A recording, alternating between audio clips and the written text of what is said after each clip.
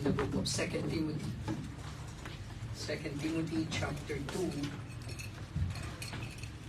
Medyo malapit-lapit po yan sa ating pong verse for this month, or text for this month. 2 Timothy chapter 2. Babasahin po natin yung verses 3 to 4. Diyan na po ba kayo? 2 Timothy chapter 2 from verse 3 to 4. Ready now? Read. Thou therefore endure hardness as a good soldier of Jesus Christ. No man that warreth entangleth himself with the affairs of this life, that he may please Him who hath chosen him to be a soldier. Tayo po'y manalangin. Panginoon, salamat po muli sa inyong kabutihan. And once again, may we ask that you'll be able to cleanse our hearts and forgive us into all our sins and unrighteousness na may pong nagawa sa araw na ito. And may your name be glorified at kayo pong siyang maitaas with the help of the Holy Spirit that will convict us. Itulong niyo, Panginoon, ang panibagong principle na pong matututunan as a man of God, as a disciple of God. And salamat po muli sa opportunity that we could come here to worship you in spirit and in truth, and that we could pray for one another as well. Pinupuli ka namin. All these things we pray in Jesus' name. Amen. Please be seated. Thank you so much po sa inyo pong pagdalo tonight sa ating pong midweek service at sa ating pong prayer meeting mamaya lamang. And I'm not sure kung nabanggit na ba sa inyo ni Sister Jen, pero babanggitin ko ulit ito sa ating pong Sunday service, no? Dahil mag-ingat po tayo sa mga scammer at ewan ko na i-share na sa kanila Crystal doon sa Burdubay family, pero medyo ibang level na po ngayon yung pag-i-scam, ano? At although dati pa naman yun na para silang lokal na nag-i-English sila but with the accent of Arabic, pero this time may kasama ng threatenings, no? May message sa akin, pinorward sa akin si Sister Jen, yung nag-file kasi siya ng complaint kasi medyo hindi maganda yung yun nga, yung part ng pagiging bully, yung ipe-pressure tayo na ibigay natin yung mga details, okay lang yun dahil ganun naman yung ginagawa nila. Pero yung bagong modus ngayon, meron ng kasamang threatening. So, tinreten yung family ni Sister Jen, pati yung kanyang mga anak. At ibang usapan na yun kasi meron ka nang pwedeng i-file na kaso doon. Kaya, pinorward niya sa akin yung nilalaman ng kanyang complaint. Pumunta kagad siya sa pinakamalapit siya na munisipyo and then ni-report niya. And then yung kanyang mga anak, si Rain at si Chewy, sinecure niya muna na safe kasi nga naman, di ba? Kung maaaring magloloko lang yun, baka totohanin. Kaya mag-ingat po tayo, no? At itong mga taong ito, walang ibang hinangad dyan kundi makuha yung kung ano man yung nasa account natin. Kung wala man sa account na pera meron o maaaring yung ating credit card magamit sa kung ano man. Kaya mag-ingat po tayo mga kapatid. Isang napapanahon na paalala yan dahil marami na rin po tayong kaso na nabalitaan na ganyan at wala po silang nagiging solusyon talaga. Actually, hindi na mababalik yung pera kung sakaling mabiktima tayo. So, be vigilant. Mabuti na lang yung si Sister Jen, talagang siya, very vigilant siya that time. Medyo nakita na naramdaman niya agad na hindi ito totoo at nang-i-scam lang. Kaya with the help of the Holy Spirit, binigyan po siya ng katalinuhan. Ang ating po pag-uusapan sa gabing pong ito ay nandiyan na rin po sa nabanggit natin sa 2 Timothy chapter 2 verse 3. Thou therefore endure hardness as a good soldier of Jesus Christ. So that's the title for tonight, A Good Soldier of Christ. At ating pong titingnan yan, although yung ating pong context dito, maintindihan natin that Apostle Paul was the one training and preparing Timothy for a deeper and higher calling, which is yung pagpapastor. So, siya po yung ginagawa niyang susunod na hahawak ng isang simbahan. At nakita natin dito na may kabataan pa si Timothy.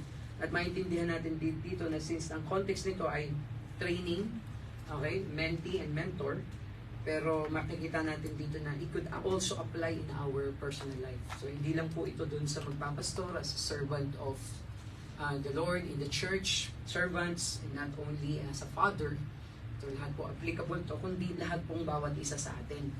Ang nais ni Apostle Paul ay hindi ma-confused at magkaroon ng identity crisis si Timothy pagdating doon sa kanyang pagtitrain sa kanya.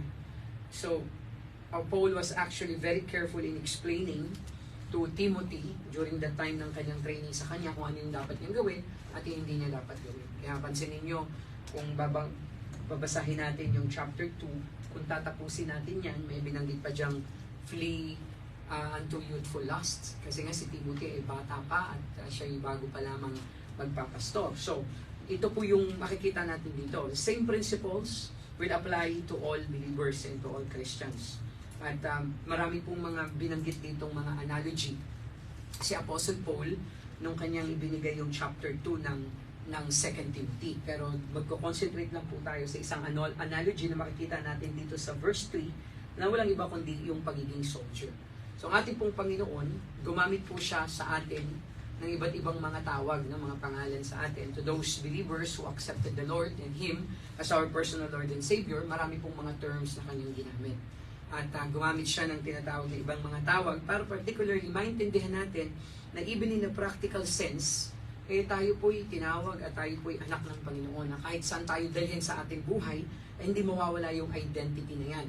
So, isa sa mga tinawag sa atin ng Panginoon, we were called as sons, we were called as adopted sons, we were called as friends of the Lord, friend of Jesus, at meron din pong tawag sa kanyang mga anak na children, sinabi din doon, binanggit doon. At isa po sa binanggit niya rin ay yung pagiging soldier.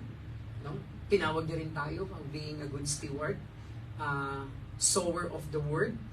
Okay? So tinawag niya rin tayo as a parang sower of the word of God. So yung tagatanim ng salita ng ating Panginoon.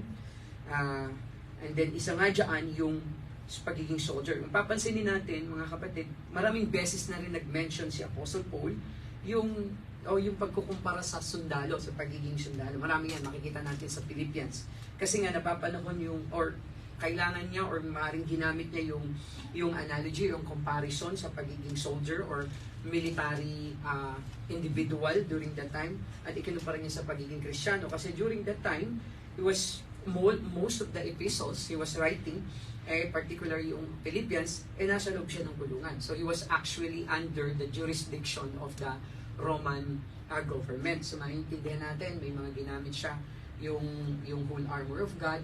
Kita natin yun, isa-isa niyang describe yung mga defense and offense na meron ng isang sundalo ng Roman soldiers. So, alam naman natin yung whole armor of God. So yun, kinuha niya doon as analogy yung Roman soldier.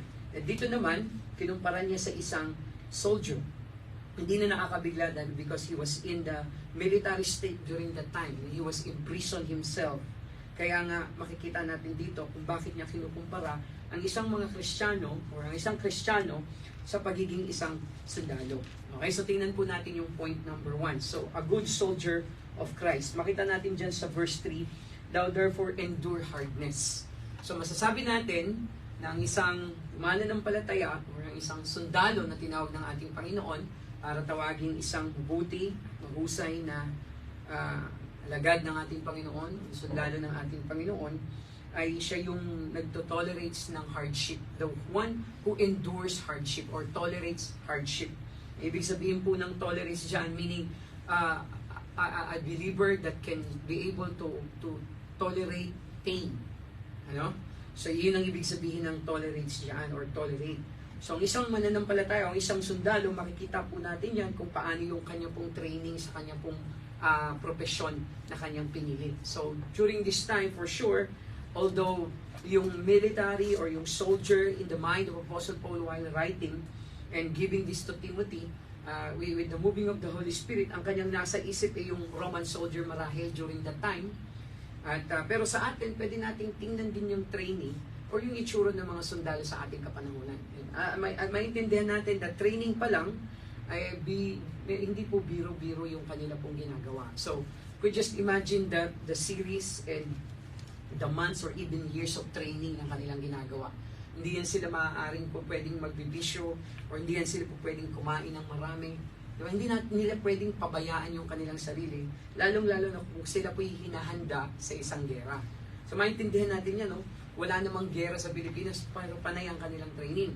Bakit? Kasi yung kanilang paghahanda for their lifetime, sa isang siklab lamang ng digmaan, maaaring matapos ang lahat, no? Yung kanilang buhay. Kaya they are preparing for something big, they are preparing for the rest of their lives. Kasi nga, isang bala lang, pwede na silang mamatay. So training pa lang mga kapatid, maintindihan natin yung hardship na nai-experience ng bawat sundalo. And how much more pa yung in the battlefield, in the battleground.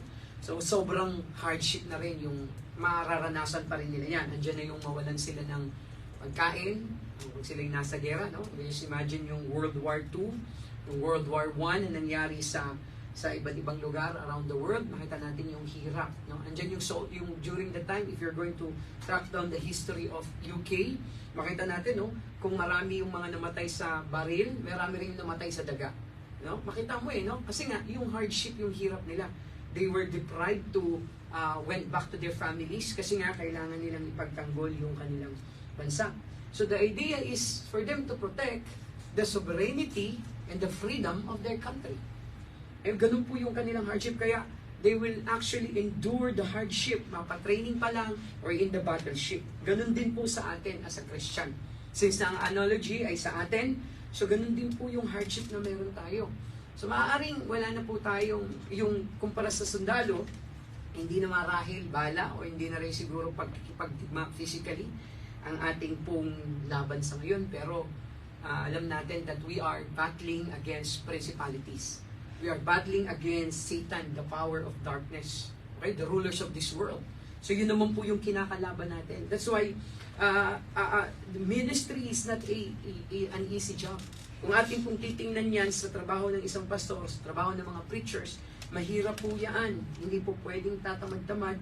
At sa iba siguro mga simbahan, tumatanggap ang mga pastor o ang mga full-time ng kanilang full-time support. Diba?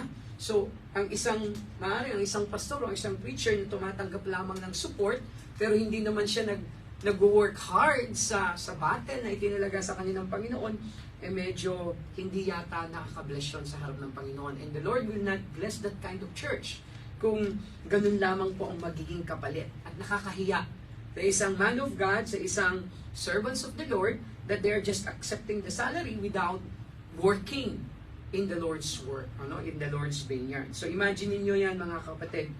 A truly dedicated Christian will always minister in the battle, and it requires spiritual endurance.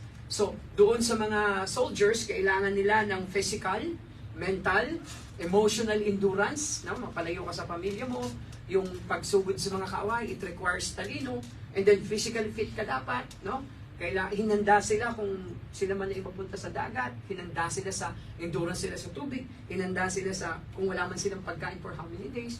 So ano naman tayo? Paano naman natin hinahanda yung ating pong spiritual endurance? So kailangan, of course, na constant yung ating pag-aaral ng salita ng Panginoon. So if we're going to see this context dito, makailang ulit sinabi ng Apostle Paul that you have to be able to translate, or you'll be able to study the Word of God.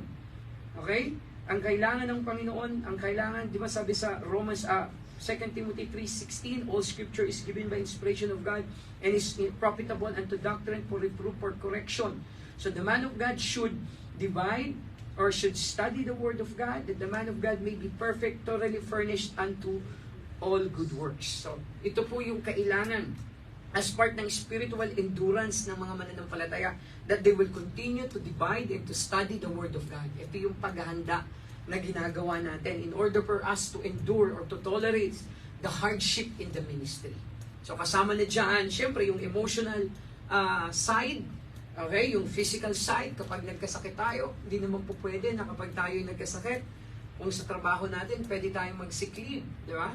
Pero sa ating pong ginagawa, sa ating pong Christian life, even the time na tayo ay may sakit, hindi mo naman pwedeng i-give up yung iyong pananampalataya at mag-compromise ka na lang sa kasalanan kasi masama ang iyong pakiramdam. So, it doesn't make sense. Hindi po ganun natin tinitingnan yung spiritual battle and endurance na meron tayo. Ano sabi ng Ephesians chapter 6 verse 10? Finally, my brethren, be strong in the Lord and in the power of His might. So, as a true soldier ng ating Panginoon, as a good soldier, we tolerate or we endure hardship in our life. Normal lamang na dumaan tayo sa mga pagsubok na yan, sa mga paghihirap na yan. In all aspect, emotionally, mentally, spiritually, and physically. So yun po, kaya ang sabi ni Apostle Paul sa kanya, thou therefore endure hardness as a good soldier of Jesus Christ. So hinahanda niya na sa Timothy. Maaaring si Timothy, bata pa lamang, so magsisimula pa lang sa ministry, hindi niya pa alam yung mga dinanas ni Apostle Paul. During the time, Sister Tina, siya ay nagpapahayag ng salita ng Panginoon. For how many times, mas marami pa siguro yung downs kesa sa ups. Diba? Ang sabi ng Apostle Paul, I learned to be abased and to be abound. So lahat pong yan ay naranasan. You just imagine yung training na tinatanggap ni Timothy kay Apostle Paul. First hand and experience ni Apostle Paul yung nangyari sa kanyang buhay. Kaya ito naman po ay ipinapasa niya. At ganun din naman po sa atin, mga kapatid. So never sana tayong makakarinig ng reklamo doon sa true soldier of the Lord kung siya po ay nakakaranas ng hardship in the ministry. Kahit sa mga pastor. Just imagine na ang nagli-lead sa atin, si Preacher Jim, marahil sa church, makakaranas ng pagre-reklamo. Siguro, di ba? Anong dating sa atin? Tayo po ay madi-discourage din. No? Although meron tayong kanya-kanyang pinagdadaanan sa buhay, but it's part of the hardship that we are taking in the ministry. Okay, yun po yun. Number one is a true or a good soldier of the Lord tolerates hardship. Number two, verse number 4. Anong sabi naman dyan? No man that warreth and entangled himself with the affairs of this life. So number two, a good soldier of Christ, he turn downs worldly entanglements. Dahil nabanggit dyan doon, diba? Nabanggit dyan, no man that warreth entangled. So ibig sabihin ng warreth, wala daw tao, sa Tagalog, wala daw tao na nakikidigma at siya ay mai-involve sa affairs of life. Yung entanglement, mabubuo, mai-involve. Ano ibig sabihin ng affairs of this life? Di yung mga worldly things. So, kung ang isang good soldier ng ating Panginoon, nakikidigma sa kanyang laman, ay dapat ay hindi yan mai-involve sa mga worldly things na meron at ginagamit ang ating kaaway. So, a true soldier of the Lord Jesus Christ, it will always turn down these offers and temptations of worldly pleasures. Mahalaga yan, mga kapatid. Kung tayo yung tatay ng tahanan, we know how to endure hardship, but at the same thing, kailangan din po nating mag-ingat dun sa ating pong mga choices in life. Always remember, dito po sa mundong ito, bilang mga Kristiyano meron lang po laging dalawang options. Okay? Sa ibang mga tao, maaaring gumit na pa sila. Sa ibang mga tao, sa mga unbelievers, pwede pa yung may mga half-truth pa dyan o yung mga half-right. No? Yung mga half wrong, and half-truth and truth. Merong 3 o merong 4 na options. Pero sa isang totoong Kristiyano, meron lamang 2 options lagi. If we are going to do the things of the Lord, which is spiritual things, or if we are doing the sin, which is the sin, the lust. Okay? The worldly lust. The pleasures of this world. 2 lamang. Kung hindi tayo magsisilbi sa Panginoon, magsisilbi tayo sa kaaway. So, no man can serve 2 masters. Diba? At the same time. So, maaaring i-reject niyo yung isa, at yung isa naman yung kanyang i-worship. So, we cannot serve God and the mammon. Laging 2 lang. 2 lang ang pagpipilian, walang gitna. Ano? Sabi ng Bible, a double-minded man is unstable on his way. Double-minded. So, hindi po pwede na isang Sunday natin ay nasa Panginoon, pero the rest, nasa worldly things tayo. Kaya hindi po pwede na tayo ay, kumbaga nagbibihis na pang church every Sunday, and then, from Monday at to Saturday, talaga naman sinusuot natin yung mga damit din ng pansanlibutan. Hindi po pwede na every Sunday, maganda tayong magsalita, walang curse or mean words na lumalabas sa ating bibig, and then kapag kasama na natin yung mga katrabaho natin, nakikihalo na rin tayo sa kanila. Alam niyo ba kung minsan yung mga mean words, yung mga curse words sa kanila, ginagawa nilang katatawanan. Yeah? At kung minsan parang tayo, hindi tayo masabihang killjoy, kung minsan kahit nagmumura na sila, tumatawa din tayo. So check your standard. Check your choices. You know? Kapag nakakarinig ka ng mga mura ng mga kasamahan natin sa trabaho, dapat hindi ka nagiging masaya dyan. Kasi alam mo, it curses the Lord. Lalong-lalo na kapag ginagamit nila yung Jesus Christ or yung Jesus. Ha? So alam niyo yung ibig kong sabihin, mga kapatid. That's why we have to choose. Dapat ang isang tao is a good soldier of Christ. He is totally committed to his commanding officer. Sino po ba yung commanding officer natin? Nang iba, kundi ang ating Panginoong Kristo. Di ba, ang sabi niya dito, as a good soldier of Jesus Christ. So, he was the one who enlisted us. Okay? Doon sa tinatawag na list ng mga sundalo. Okay? Hindi ko alam kung anong tawag doon pero sa basketball, roster. Sina? Pero doon sa list ng mga sundalo, may tawag dyan He was the one who include or enlisted us. Tandaan po natin yan, mga kapatid. Si Jesus Christ po ang naglagay sa atin. That's why we have to choose. Sabi niya, walang mandirigma ang mai-involve ang kanyang sarili sa mga sanlibutan ng mga gawain. Okay? Para, sabi niya, that he may please him who had chosen him to be a soldier. Inulit pa sa number 4. Number 3, Jesus Christ who has chosen us. And then number 4 was the one who's chosen us, the Lord Jesus Christ. And then, verse number 3, Jesus Christ was the one who told us as a good soldier of Him. Ano po yung application nito sa mga pastor, sa mga naglilid? Hindi natin pwedeng hindi banggitin kasi ang context nga kasi nito is para sa mga pastor, para sa mga nagsiserve sa Panginoon. So ano po yung application nito para sa mga naglilid, sa mga preachers, sa mga pastor na tinawag ng ating Panginoon? Sometimes, may mga pastor, mga kapatid, na hindi talaga sila nagpa-full time or they were employed, okay? May ibang mga reasons. Okay? Ibang mga reasons na, lalo na sa Pilipinas, hindi sila kayang suportahan ng kanilang mga simbahan, which is, maintindihan natin yun. In my case, okay, hindi ako nagpa-support, it is because I need visa. No? And I do understand na kaya nyo namang mag-support, maaari or marahil, and you are willing to do that, pero i-refuse ko yon because I need visa. Ang aking pong reason why I refuse to be supported by the church is because of the visa. Intindihan po natin. Okay, yun po yung kaibahan yan. Kung ang isang pastor ay magdi-decide, or ang isang preacher magdi-decide not to be a full-time of the church, but to have his full-time employer or employment outside, this is a sacrifice on their part, but it's an investment. It's an investment. So I treat this as an investment and I'm happy to do it. Pero ang isang pastor, mga kapatid, that he is a full-time and really supported by the church, mapamalaki o mapamaliit na simbahan na yan, full-time siya, maaari, pero nag-i-involve pa rin siya sa sideline at sa pagkakakitaan ng pera on his personal use. Mga kapatid, ito yung tinutukoy ni Apostle Paul. Pinabanggit niya at pinapangaralin niya sa Timothy, o ikaw, pag nagpastor ka na, pag ikaw sinuportahan ng church, huwag ka nang magtrabaho para sa iyo at mapabayaan mo yung ministry. Naintindihan niyo po? Yun yung kanyang pinupoint dito. And sad to say, some of the pastors, meron po, may mga alam din po tayo, pero hindi ko naman alam yung mga pangalan nila, pero may mga nabalitaan tayo before na busy sa pagbebenta ng lupa. Okay?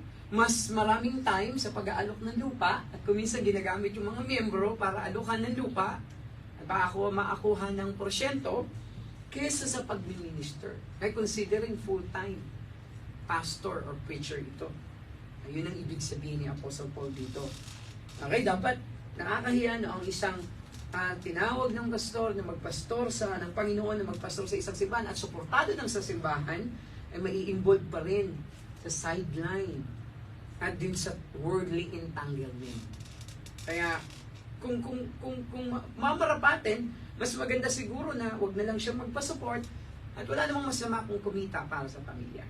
Pero kasi gawain po ng Panginoon ang ating pong pinag-uusapan. Kaya yun po yun. Sa atin, ang application nito sa atin, mga kapatid, bilang mga good soldiers of the Lord, the same thing sa atin. Hindi dapat maka-apekto ang ating ginagawa sa Panginoon sa ating trabaho. So our priority is to come every Sunday. Our priority is not to be affected by the ministry that we surrendered to the Lord as a soldier of the Lord. Meron ka bang nakita na nagsundalo na kapag nag-commit na ipagtatanggol niya ang bansa, right? Nag-training siya, natapos niya lahat ng kanyang training at siya ay, di ba, kinonsidered at siya ay i-register as an legal or as a registered military man or a policeman.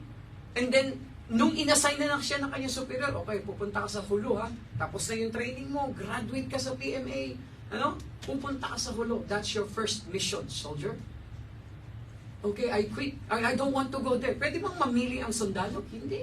Kaya nga may mga bata pa lang na napapatay eh.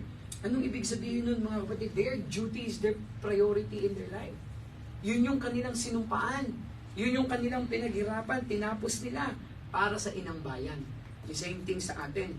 Nung tayo wala pang trabaho, nung tayo nasa trabaho na kung saan maliit ang sweldo, katakot-takot na commitment yung ating ginagawa. And we are praying to the Lord that we are serving, we are prioritizing the ministry as a good soldier of the Lord.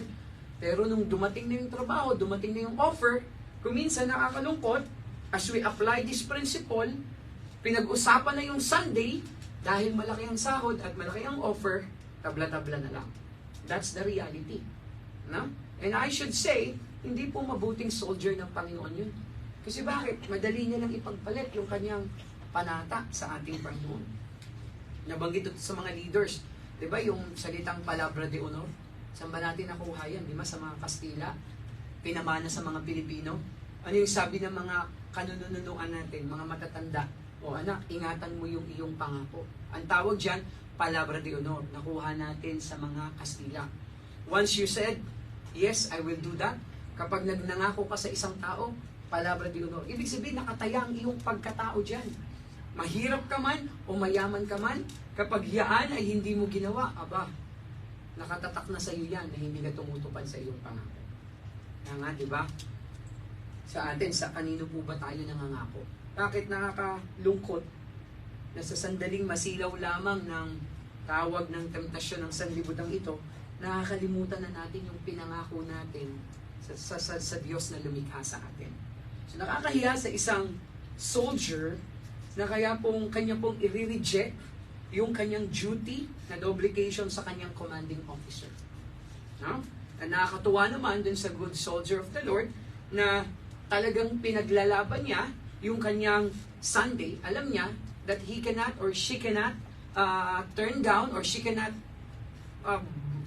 bargain or she cannot deny the fact that she is a man or he is a man of faith at kailangan niyang manambahan sa ating Panginoon. At marami na po tayong mga kapatiran na ganyan dito, na pinaglaban yung kanilang Sunday. No? At talaga namang, to the point na sinasabi nila na kahit tanggalin mo ko, basta yung Sunday, sa napag-usapan natin, ibibigay mo to. So ngayon, nung nag-close na yung kontrata, nagsimula na sa trabaho, hindi na tinupad ng employer yung kanilang dapat tuparin. Ano? Pero again, sila pa rin naman yung masusunod. Pero alam naman natin na hindi pababayaan ng Panginoon. Sabi ko dun sa isang kapatid natin sa Panginoon na babae, huwag kang matakot dahil unang-una hindi na nga nila tinupad yung kontrata. Tapos pati yung Sunday mo, kukunin nila. Pastor, kasi tataasan daw nila yung sahod. Basta pumasok daw ako ng Sunday. O anong sabi mo? Kahit taasan mo ako ng sahod, hindi ako papasok ng Sunday. And then kung to the point na tanggalin mo ko, kasi sabi niya, Pastor, yung unang usapan namin, dito ako maa-assign nang walang Sunday. Pero inassign ako sa kabila. Kaya hinuhugot-hugot nila ako ngayon. Hindi na nga ako nagreklamo. Kahit wala naman dun sa pinirmahan ko, the scope of responsibility, yung pinapagawa nila. Pero ngayon, kinukuha na nila yung Sunday ko. No? So dalawa lang ang pinagpipilian. Taas ng sweldo or tanggalin. Eh hanggang ngayon naman, hindi naman daw siya tinatanggal. Sa iba siguro yan, madaling masilaw sa perang offer. Nakakalungkot isipin, mga kapatid, na madali lamang na i-compromise yung Sunday na yan para sa kanilang pangsariling pangangailangan. At nakakalungkot na kailangan yung na matali or ma-involve sa worldly things na ito. And to the point na hindi na nila nagagawa or hindi na natin nagagawa yung ating responsibility as a good soldier of the Lord. Obligation. Kaya, ito po yung maintindihan natin dyan, mga kapatid. Our purpose, always remember, is to please the Lord, not ourselves. That's the point number 2. We would like to turn down worldly entanglements sa ating pong mga buhay. Because our purpose is to please the Lord. We can only have one choice, which is in choosing to do what is right in front of the Lord. Number 3, ano naman po sa verse number 8 to 9. Ang sabi po dyan niya, sa verses 8 to 9 ng 2 Timothy chapter 2, remember that Jesus Christ of the seed of David was raised from the dead according to my gospel. Bakit nabanggit ito ni Paul? Verse 9, wherein I suffer trouble as an evildoer, even unto bonds, but the word of God is not bound. So ano ibig sabihin yan? Si Apostle Pablo testifies Jesus Christ. Hindi po pwedeng hindi niya mabanggit. Remember that Jesus Christ of the seed of David. Doon niya sinimulan yung kanyang sinabi sa verse 8, remember Jesus Christ. No? Parang isang sundalo na kung saan makikidigma. Remember your duty. Remember your motherland. No? Remember kung ano man yung grupo nila during that time, kung ano man yung batch nila during that time. May mga sundalo, may mga batch yan eh. So pinapaalalahanan ang bawat isa na makikidigma pagdating sa kanilang pinaglalaban. No, siguro doon sa World War II between America and Japan. Remember the Pearl Harbor. Tatapang ka kasi. Remember the Vietnam War. Tatapang ka pag narinig mo yun eh. Ano po?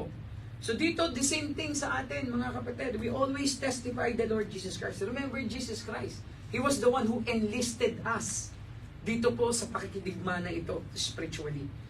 No, kung sa atin lang, hindi natin kakayanin. Sino ba si Jesus Christ pagdating sa military side? He is the, bukod sa pagiging commanding officer, He is the captain of our salvation. He is the captain. Hebrews chapter 2 verse 10. Anong sabi niya dyan? For it became Him for whom are all things, and by whom are all things, in bringing many sons unto glory, to make the captain of their salvation perfect through sufferings. That's the Lord Jesus Christ. At ang purpose natin is to bring honor and glory to Him, di ba? In bringing many sons unto glory. That's our purpose. Kaya maintindihan natin yung kahalagahan niya yan, mga kapatid, sa ating pong buhay. Remember the Lord Jesus Christ. Every time we suffer, every time we are under pain because of the hardship that we are doing in the ministry, in working, in our duty as a Christian. Marami pong mga pagdadaanan ng mga Kristiyano pagdating sa mga, di ba? Maraming bagay. Nandiyan yung sa trabaho natin. Of course, hindi naman nila alam na Christian tayo. Although kahit Christian tayo, yung treatment nila sa atin ikakaiba. So that's part of a hardship. Maaaring tayo yung nabubuli sa trabaho. The people are shouting to us. The people are belittling us. Minsan naiinsulto na tayo sa ating trabaho. That's part of our hardship. Pero at the end of the day, mga kapatid, remember Jesus Christ. We always testify the Lord Jesus Christ. Kapag tayo pumatol sa mga nangaaway sa atin sa trabaho, yung testimony ng ating Panginoon mawawala. Amen? Kaya always remember that. Hindi naman, alam ko na ako nakaranas na ako ng ganyan maraming beses na. Tatagal ka ba naman ng mahabang panahon sa trabaho kung hindi ka makakaranas ng ganyan? So, maaaring hindi kayo nakaranas yung iba, pero pag nakaranas ka, or maaaring hindi sa kasamahan mo sa trabaho, sa boss maaari, or sa customer, kung na-involve ka sa customer service, sa amin, sa mga magulang. May maraming ganyan eh. Hindi lang sa kasamahan namin sa trabaho, may mga magulang pa kaming iniintindi. Ayun? Minsan, ang mahirap sa trabaho namin, yung magulang. Kasi yung magulang, pag nag-complain, at hindi na kayang baka pa ng school, tanggal ka talaga. Tama sa regime? Kasi may CCTV. Hindi sa amin po pwede na magpapabricate ka ng storya kung ano yung nangyari sa bata. Kasi lahat naka-CCTV. No? Kaya, kailangan maging maingat tayo, mga kapatid. So maraming pressures, maraming hardship. Pero kapag tayo po ay nagpatalo sa ating emosyon, napahiya tayo, talaga namang nayurakan yung ating pagkatao, and then we are going to fight back, we forget all these things. Yung testimony natin sa ating Panginoon, masisira. Pastor, di ba, karapatan ko naman yun, masyado nang nayuyurakan yung aking karapatan. Naintindihan ko naman yan, pero for sure you're going to agree with me if I say We have a right, but we have to do it in a proper way. So may mga proper channel yan. May mga proper channel. Ano? Hindi yung minura ka, mumurahin mo pabalik. Okay? So kung ganun ang way nila, tayo hindi ganun magbigay or gumanti sa ating pong mga foes. Ano? Alam natin kung saan dadali niya. There's a proper channel. It will always be served accordingly, na hindi natin bababa yung ating pagkatao, yung pagiging professional na meron tayo. Hindi lang tayo basta Kristiyano, professional din tayo. At i-apply natin yung ating pinag-aralan, yung code of conduct natin as a professional, yung ating sinumpaan. No? Na hindi tayo magwawala, mangyumilit, mananakit. Code of conduct yan, ang pagiging professional. Ano? Kristiyano ka pa. Remember the Lord Jesus Christ. Sa panahon na ganyan, okay? Pastor, hindi mo naranasan ko. Sabi ko nga sa inyo, siguro ibang degree lang, pero naranasan ko rin yan. Masakit yan, talagang iiyak ka na lang eh. Pero mas magandang wag na lang magsalita. Mas maganda na lang magtimtik. And then, go to the right person para i-appeal mo yan at sabihin mo yan. And then, sa tamang pamamaraan, mailalabas mo at sasabihin mo yung iyong right pagdating dyan. There's always a right way to do that because we remember the Lord Jesus Christ. Kahit na insulto tayo, we cry. Ano? Somebody shouted at us, we cry, siguro sa loob natin, sumisigaw tayo sa ating mga puso at kahihiyan sa ginawa sa atin. But at the end of the day, magiging maayos din ang lahat kung tayo po ay magpapasakop lamang at yung ating testimony sa ating Panginoon. Remember Jesus Christ. Ito po yung encouragement ni Jesus Christ sa atin as a suffering Christian soldier. Hindi niya po tayo iiwan. Yung kanyang kamatayan, nung kanyang pagkalibing, pagkamatay at muling pagkabuhay, it proves that the suffering leads to glory. Okay? And that proves that He can defeat all those sufferings and all those trials that we are having. No, matatalo niya rin yan dahil nga po napagtagumpayan niya na yan. Si Jesus Christ, our Lord Jesus Christ was actually He experienced in so many ways. No? Yung ating naranasan na kahihiyan, more than pa sa ating Panginoon. Alright? So, ang naiisip kong physical experience, physically battered, si Brother Jen. Isang magandang patotoo na siya, hindi lang basta napagsalita na masasakit, na talagang nakanti siya. Okay?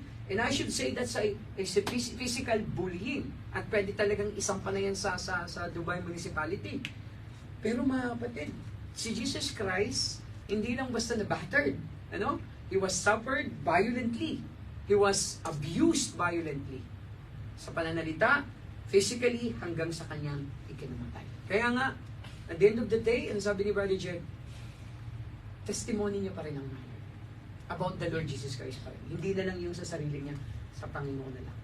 No, yun yung yun yung good soldier ng ating Panginoon. Di bali nang mawalan ka ng minsang dignidad sa harap ng mga tao dito. Basta yung pangalan ng Panginoon na hindi masisira. Pero by the way, kung ikaw naman ay nasa tama, kahit ka pa pinahiya, hindi mawawala ang dignidad mo. Tandaan mo yan. Basta nasa tama ka, hindi mawawala ang dignidad mo. Right? So, ang Panginoon ang siyang gaganti para sa atin. So, Jesus Christ was the one, or He experienced a lot of things. The soldiers, Roman soldiers during that time, treated Him the other way around. But, the thing is, He needs to fulfill the will of the Father in His life. That's why, the best way to magnify Christ is through the ministry that we suffer unto the Lord. Right? As we do the hardship, we worship, we magnify the Lord. At kahit sa hardship na yan, pwede po nating maitaas ang kanyang pangalan. Always remember that. At hindi lamang, sinabi niya rin sa verse 9, di ba? Wherein I suffer trouble as an evildoer, even unto bonds, but the word of God is not bound. So, bound meaning nakulong ang si Paul as he was writing this one. Paul was bound, pero yung word of God ay hindi siya pwedeng sikilin. Ano? Yung kanyang sinusulat. Diba? Parang si Rizal, di ba? Di ba? Sabi ni Rizal, pen is mightier than the sword. So, ibig sabihin nun, mas makapangyarihan ang ang sulat o ang mga salita. The same thing rin sa salita ng ating Panginoon. Maaring nakakulong si Paul during the time na kanya sinusulat. Pero yung kanyang salita na pinahayag at pinasa ni Apostle Paul ay hindi kailanman naikulong. Kaya maintindihan natin that habang mayroong persecution, habang mayroong hardship, the Word of God grew and multiplied in Acts chapter 12, verse 24. At ang description ng Psalm 147 verse 15, His Word, diba? He sent forth His commandment upon earth, His Word runneth very swiftly. Yung Word dyan, yung Bible, the Word of God. Ano? Kaya ganito po, kamakapangyarihan ng salita ng ating Panginoon. Hindi po pwedeng hindi mabaliwala, hindi pwedeng mabaliwala ang salita ng Panginoon sa ating buhay.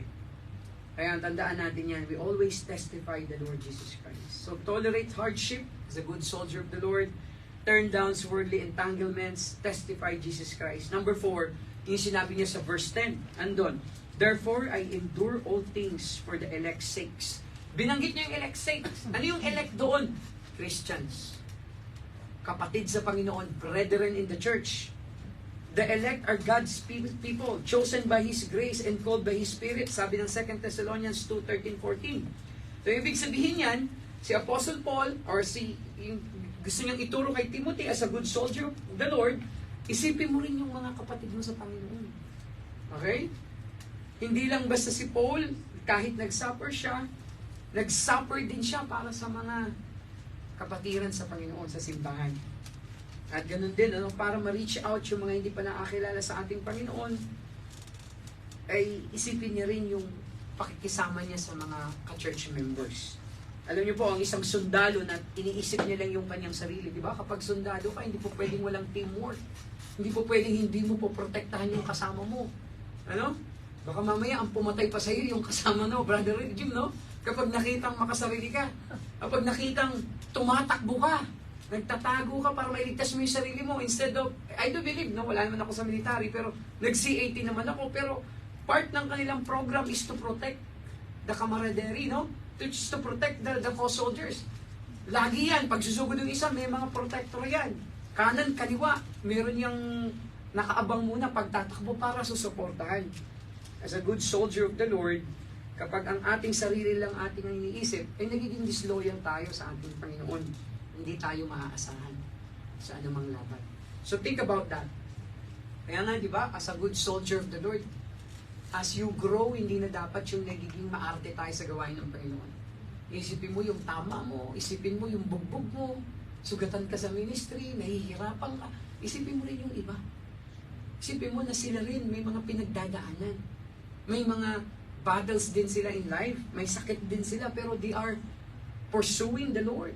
They are more desirous to glorify the Lord in their life. You know? Think about other church members as well. And then lastly, anong sabi ng verse 11 to 13? It is a faithful saying, for if we be dead with Him, we shall also live with Him. Verse 12, if we suffer, we shall also reign with Him. If we deny Him, we also will deny us. If we believe not, yet He abideth faithful, He cannot deny Himself.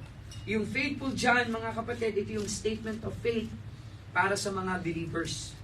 It is faithful saying. It is our faith in Jesus Christ that gives us victory. 1 John chapter 4 by verse 4. For whatsoever is born of God overcometh the world.